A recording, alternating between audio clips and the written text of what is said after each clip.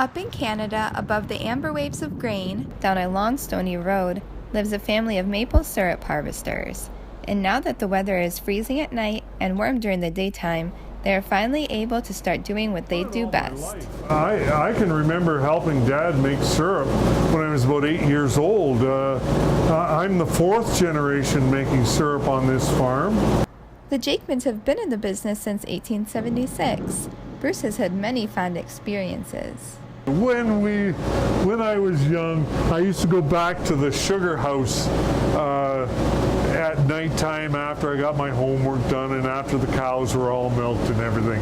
So I would go back there, and once I heard a noise in the wood pile, in a pile of brush that was close to the path, and I ran into the sugar house, and my dad wasn't there. It turned out he was the one making the noise out in the, but it scared the daylights out of me.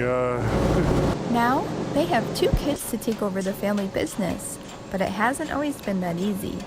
But as we got older, we were gathering sap from 2,000 buckets, and we'd accidentally step in a hole in the deep snow and slop sap down our boots, so our feet would get cold and they'd stay wet.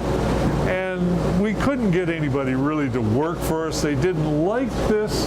They didn't like tromping around in the snow. They weren't equipped for it. They didn't have boots that were right. So anyway, they would work for us for a day and then they'd quit.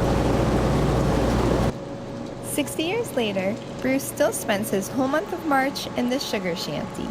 He sits for 10 hours a day with not even one newspaper to read, so he doesn't scorch the syrup.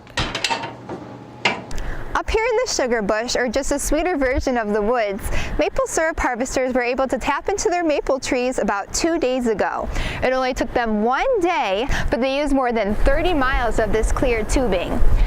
So the vacuum isn't so strong that it can suck everything right out of the tree. It's just like a little kiss, like just a little kiss on your cheek.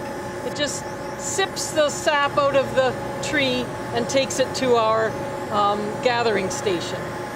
And then when we put it back in, we just put it in and give it a little tap, and it's in.